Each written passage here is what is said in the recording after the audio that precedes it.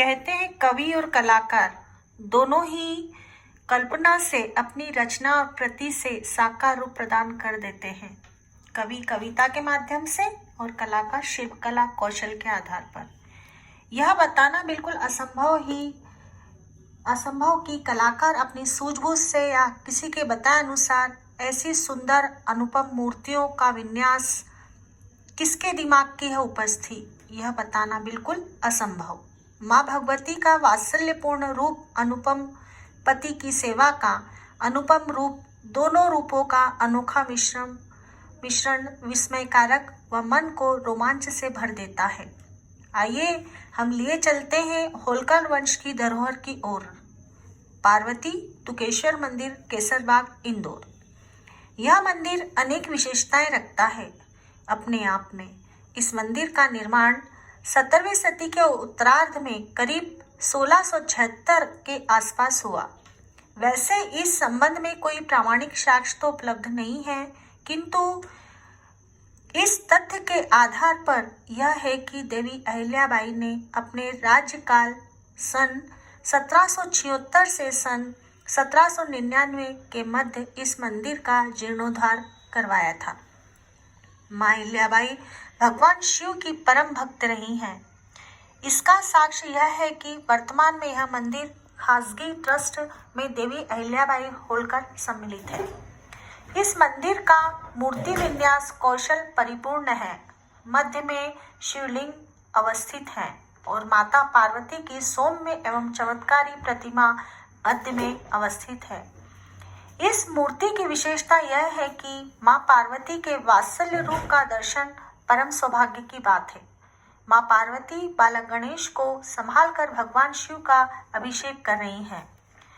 पति की सेवा का अनुपम रूप अभिषेक करते हुए एवं बालक गणेश स्तनपान कर रहे हैं। पति एवं पुत्र की एक साथ सेवा का दृश्य यहाँ उपस्थित है। इसके दर्शन मात्र से संतानोत्पत्ति का योग बनता है, जिन्हें विवाह के वर्षों बाद संतान नहीं होती।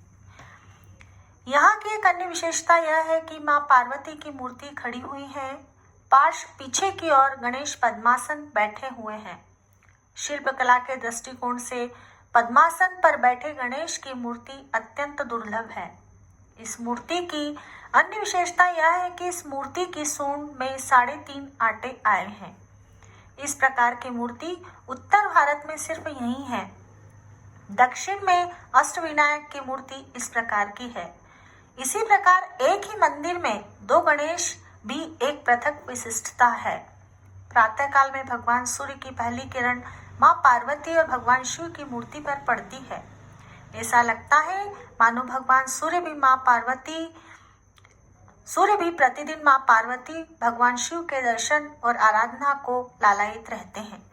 मंदिर के प्रांगण में ही प्राचीन श्री राम एवं हनुमान जी के मंदिर हैं। अपने आराध्य प्रभु श्री राम को हनुमान जी प्रतिपल निहारते हुए यह भी एक विशिष्टता है। एक प्रांगण में एक दूसरे के आराध्य विराजमान हैं। जैसा कि सब जानते हैं कि भोलेनाथ के आराध्य श्री राम हैं और श्री राम के आराध्य भोलेनाथ हैं। 80 फुट गहरी मीठे जल की प्राचीन बावड़ी है। इसी के समीप 30 फुट व्यास वाला विशाल पीपल का वृक्ष है और इसी की कोटर में 12 फुट काले मोटे नागराज रहते हैं। कहते हैं प्रतिदिन नागराज भोलेनाथ की प्रदक्षिणा करते हैं। मंदिर के सामने एक प्राचीन सुंदर फव्वारा है। फव्वारे से लगा परम पूज्य नाना महाराज का नवीन मंदिर बना हुआ है। यहाँ पर परम पूज्य नाना महाराज पैदल पूजा अर्चना करने को आते थे। श्रीमंत तुकोजीराव होलकर को नाना का आशीर्वाद प्राप्त है। तुकोजीराव होलकर के शासन काल से यहाँ की सेवा अर्चना पूजा परम पूज्य श्री नाना महाराज के द्वारा की जाती रही है। यहाँ नाना महाराज की तपस्थली है। नाना प्रतिदिन यहाँ तप करने के लिए मार्तन चौक से आते थे। नाना की कृपा से या नाना के आशीर्वाद से यह पूजा अर्चना का सौभाग्य कामले परिवार को प्राप्त हुआ। गुरु परंपरा का निर्वाह कामले परिवार बहुत ही सुचारू रूप से कर रहे हैं। आस्था के दृष्टिकोण से देखा जाए तो अभी भी नाना ही पथ प्रदर्शक है। साक्षात नाना यहाँ विराजमान है, मानो अभी भी अपनी तपस्या में लीन। साक्षात भोलेनाथ माँ पार्वती के सन्मुख जब शिष्यगण नाना के सन्मुख जाते हैं तो नाना प्रसन्नचित्त मुद्रा में, नाना अपनी कृपा हास्य मुद्रा में शिष्यों पर बरसाते हैं। वैसे तो सभी लोग जानते हैं कि पुण्य श्लोका माँ अहिल्या देवी परमपिता परमेश्वर भोलेनाथ की आराध्या रही हैं। होलकर वंश की यह अनमोल धरोहर समस्त इंदौर वासियों के लिए परम सौभाग्य की बात है। यह मंदिर अपने आप में गजब की विशेषताएं रखता है। इस मंदिर के रख रखाव, सेवा पूजा श्री चंद्रकांत कामले जी कर रहे थे। वर्तमान में उनके पुत्र इस मंदिर की सेवा पूजा और देखरेख का कार्य करते हैं, जो प्रशंसनीय है। इस मंदिर के द्वितीय जीर्णोद्धार का श्रेय धर्म प्रेमी जनता के साथ साथ कामले परिवार को है एवं यह प्रयास जनता के सहयोग से एवं भगवान के आशीर्वाद से जारी है।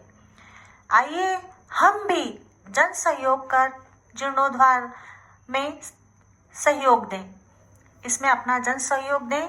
इसी आकांक्षा के साथ मैं चैतन्य शीला जैन जैसा यहाँ पाया गया।